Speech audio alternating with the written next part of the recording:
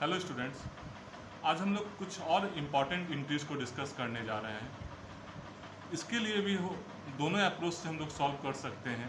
कौन सा दोनों अप्रोच? मॉडर्न अप्रोच और ट्रेडिशनल अप्रोच से। ये पेज मैं प्रोवाइड करा दूंगा आप लोगों को, और इस पेज को आप लोग विथ रीजन पढ़ेंगे और फिर इसको सॉल्व करने की कोशिश करेंगे। फिर भी मैं एक दो इंट्री आप लोगों से साथ डिस्कस करता हूँ, और अगर कोई दिक्कत आएगी तो मुझे कॉल कर लेंगे। गुड्स गिवन एज चैरिटी या गुड्स डोनेटेड, या तो चैरिटी में दान में दिया या गुड्स को दान दिया, दोनों का मतलब सेम है। तो चैरिटी या donation account debit, cost price, वहाँ अगर दो प्राइस लिखा रहेगा तो ऑलवेज लेंगे हम लोग उसका कॉस्ट प्राइस, सेलिंग प्राइस से कोई मतलब नहीं है।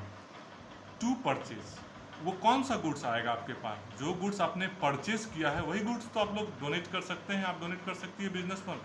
सेल किया हुआ गुड्स तो पॉसिबल नहीं कि उसको डोनेट किया जाए। तो एंट्री क्या होगी? एक्सपेंस या होने के कारण चैरिटी या डोनेशन अकाउंट डेबिट, ये हो गया expense.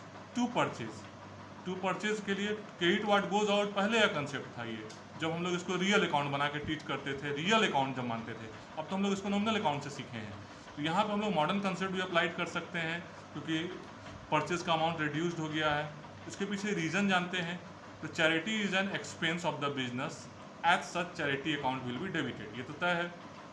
Goods are going out of the business at cost price, तो रिड्यूस्ड हो गया। Purchase are reduced to that extent, कितना जितना अमाउंट आपने चैरिटी दे दिया उतना अमाउंट रिड्यूस्ड हो गया परचेज का, इसीलिए उसके अकाउंट को क्या किया गया है? क्रेडिट किया गया। In short, purchase account is credited because as a result of the transaction net amount of the purchase is reduced.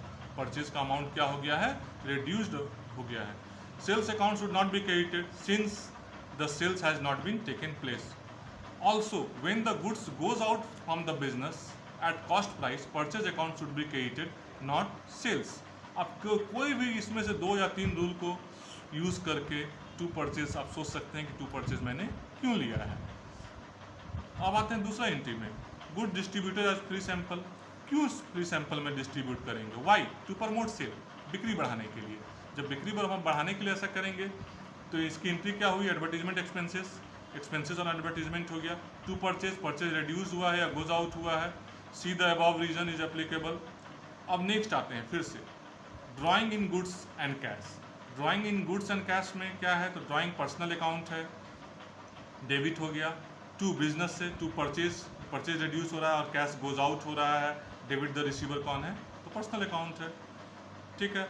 उसी तरीके से लॉस बाय फायर, थेफ्ट, कोई भी लॉस है, चाहे स्टॉक का लॉस जो हुआ है थेफ्ट से हो, चाहे फायर से आग लगने से हो, चाहे चोरी से हो, वो है तो nominal account. Nominal account loss होने के कारण डेबिट, और टू परचेजेज अकाउंट होगा क्योंकि परचेजेज रिड्यूस और goes out from real account के रूल से। अब इसमें आते हैं सिचुएशन, 5वां नंबर सिचुएशन थोड़ा डिफिकल्ट है, उसको समझते हैं। Goods worth ₹2 lakh were destroyed by fire, insurance company admitted and paid claim 60% of the amount. 2 lakh का गुड्स डिस्ट्रॉयड बाय फायर हो गया, आग से जल गया।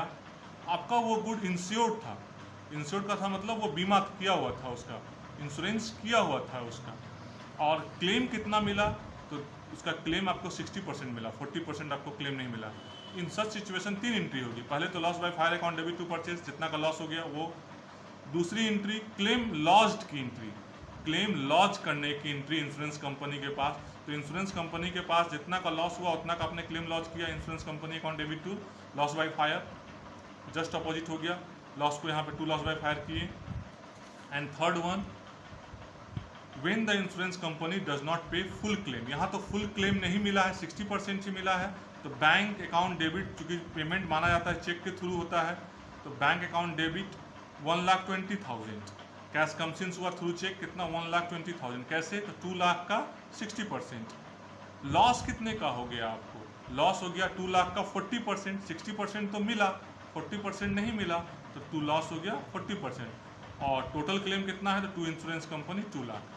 तो इन सच सिचुएशन की जहाँ की आपका गुड्स डिस्ट्रॉयड हो, इंश्योरेंस क्लेम एडमिटेड हो और फिर अमाउंट रिकवरेबल हो, कितना रिकवर हुआ है, तो इस कंडीशन में हम लोग 3 एंट्रीज करते हैं। आपके बुक में वेरियस एंट्रीज की प्रैक्टिस के लिए की गई है, उसको भी मैं प्रोवाइड कराऊंगा स्टेप बाय स्टेप।